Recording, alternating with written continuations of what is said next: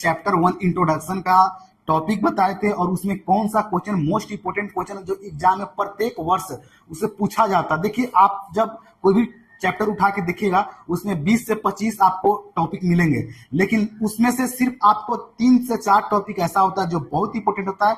अगर आप previous question उठा के देखते हैं 16, 17, 18, 19, 20, तो उसमें आपको उसी टॉपिक से रिलेटेड एक ना एक प्रश्न पूछा जाता है। तो मैं आपको जो भी आपको क्वेश्चन बताऊंगा वो मोस्ट इंपोर्टेंट होगा, उससे कोई हट के क्वेश्चन नहीं पूछेगा। तो चलिए, तो चैप्टर 1 इंट्रोडक्शन। देखिए, साइकोलॉजी में बहुत सारे चैप्टर हैं, ज्यादा नहीं है, 5-6 चैप्टर है।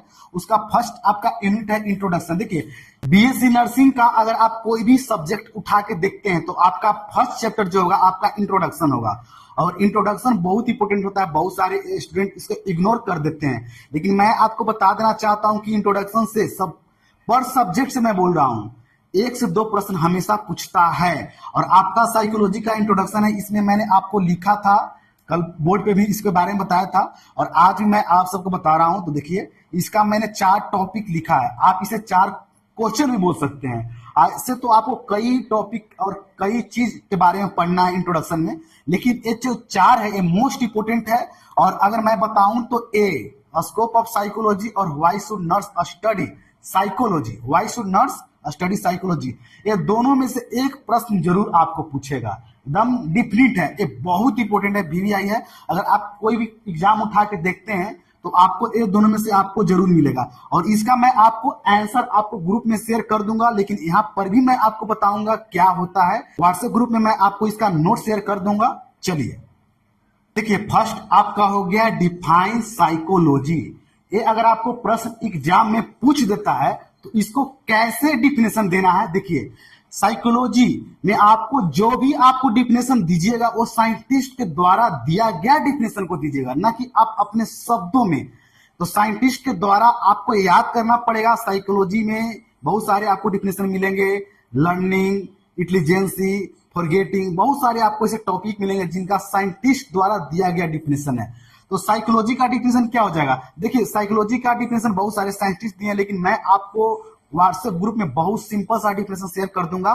Psychology as the science of behaviour, William Wundt, एक साइंटिस्ट, उन्होंने एक डिफिनेशन दिया था, psychology as the science of behaviour. ये बहुत सिंपल डिफिनेशन है और आपको याद करने में भी आपको ज्यादा डिफिकल्ट नहीं होगा। और विलियम वाउंड थे जो साइकोलॉजी के फादर भी कहे जाते हैं, known as father of psychology. और देखिए, साइकोलॉजी तो इतना हो गया। अगर आपके प्रश्न एक दिमाग में चलेगा, क्या इतना लिखने से एग्जामिनर नंबर दे देगा? जी नहीं देगा। अगर डिफाइन इतना हो गया, उसके बाद आपको थोड़ा और ऐड कर देना है। साइकोलॉजी के मतलब क्या होता है, साइको मतलब क्या होता है माइंड और सोल, लॉजी मतलब क्या होता है स्टडी, यानी कि हम लोग माइंड के बारे में अध्ययन करते हैं। तो बहुत सारे आपको अपने से भी लिखना है। नेक्स्ट आपका प्रश्न हो गया हिस्टोरी ऑफ साइकोलॉजी। इसमें आपको कुछ खास नहीं लिखना है, इसमें आपको लिखना है जो साइकोलॉजी के फादर हैं विलियम वाउंड, उनके बारे में इसमें आपको लिखना है। फादर ऑफ साइकोलॉजी जो विलियम वाउंड है उनके बारे में, और साइको और लॉजी का मतलब क्या होता है उसके बारे में आपको लिखना है। और जर्मन के जो साइंटिस्ट थे विलियम वाउंड, उन्होंने किस तरह से साइकोलॉजी को डेवलप किया और लाइब्रेटरी क्रिएट किया उसके बारे में आपको लिखना है, हिस्टोरी ऑफ साइकोलॉजी के बारे में। और साइको और लॉजिक का क्या मीनिंग होता है उसके बारे में भी इसमें आप मेंशन कर दीजिएगा। चलिए, सबसे ज्यादा हम फोकस करेंगे स्कोप ऑफ साइकोलॉजी और why should nurse study psychology. ये दोनों इंपॉर्टेंट है, बहुत इंपॉर्टेंट है, और ये जानना आपको बहुत इंपॉर्टेंट है। एग्जाम से जाने से पहले ये दोनों के बारे में आपको जानना बहुत जरूरी है, क्योंकि ये दोनों ज्यादा खास नहीं है, लेकिन ये दोनों बहुत इंपॉर्टेंट है। स्कोप ऑफ साइकोलॉजी क्या होता है? स्कोप ऑफ साइकोलॉजी, देखिए, जब आप बीएससी नर्सिंग आप सिलेक्ट किए होंगे, बीएससी नर्सिंग करने के लिए आप सोचे होंगे, उस वक्त आपके दिमाग में एक प्रश्न जरूर आया होगा, नर्सिंग करने के बाद मैं क्या करूंगा, किस टाइप का जॉब होगा, कहां पे मेरा सेटलमेंट होगा। उसी तरह से स्कोप होता है साइकोलॉजी का। तो क्या क्या स्कोप होता है, चलिए मैं आपको बताता हूं।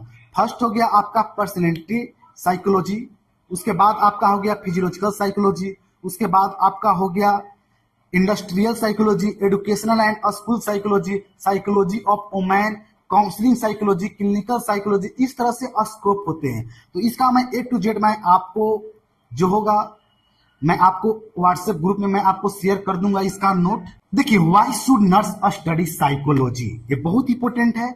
और नर्स क्यों साइकोलॉजी स्टडी करती है, मैं आपको बता रहा हूं। देखिए, नर्स जो है हमेशा पेशेंट के साथ रहते हैं और पेशेंट के बारे में जानने का प्रयास करते हैं और खुद के बारे में जानना प्रयास करते हैं। जब नर्स पेशेंट के सामने जाते हैं तो खुद को सोचते हैं किस तरह से उसको सामने व्यवहार करना है, बिहेवियर करना है, कैसा मेरा इमोशनल होना चाहिए उसके सामने। और बहुत सारे ऐसे पेशेंट होते हैं जो अपना प्रॉब्लम समस्या नहीं बता पाते, जैसे छोटा सा बच्चा हो गया 2 साल का, 3 साल का या 6 महीना का, वो अपना प्रॉब्लम नहीं बता पाता है क्या समस्या है हमारे अंदर। तो उसका जो प्रॉब्लम है, डिजीज है, वो नर्स को कैसे जानता है, उसके बिहेवियर के से जानता है, इमोशनल से जानता है, उसका बिहेवियर, फीलिंग, बहुत सारे ऐसे कारण होते हैं जो हम साइकोलॉजी में पढ़ते हैं और उसके माध्यम से नर्स जानता है उसके अंदर क्या प्रॉब्लम है और खुद के बारे में भी जानता है। तो ये 2 कारण हो गया। फर्स्ट, नर्स स्टडी क्यों करते हैं, खुद को बारे में जानने के लिए। सेकंड, पेशेंट के बारे में जानने के लिए। तो ये आप जब एग्जाम में जाइएगा ये 2 पॉइंट जरूर आप मेंशन कर दीजिएगा और आप एग्जाम्पल के साथ भी लिखिएगा, बहुत अच्छा होगा। तो आपको क्लियर हो गया होगा नर्स क्यों स्टडी करती है साइकोलॉजी। अब आपका किसी भी तरह का इसमें डाउट नहीं होगा। अगर आपको कोई भी अगर आपका प्रश्न है तो व्हाट्सएप ग्रुप में, और जो भी आपको मैंने बोला A to Z मैं आपको उसका नोट में आपको व्हाट्सएप ग्रुप में शेयर कर दूंगा। चलिए, तो इसी तरह से प्रत्येक सब्जेक्ट के मैं लाऊंगा और मैं आपको जो क्लास ले रहा था जूम मीटिंग पे, मैं चाहूंगा कि अब आपको मैं रिकॉर्डिंग के माध्यम से भेजूं, क्योंकि वीडियो भी क्लियर रहेगा। और जो जूम पे मैं आपको क्लास लेता हूं तो वहां पे क्लियर नहीं रहता है और डार्कनेस रहता है और बहुत सारे स्टूडेंट ज्वाइन भी नहीं कर पाते हैं। तो अपना आप राय जरूर बताइएगा, आप किस तरह से आप वीडियो लेना चाहते हैं, लाइव क्लास या रिकॉर्डिंग। बहुत बहुत धन्यवाद।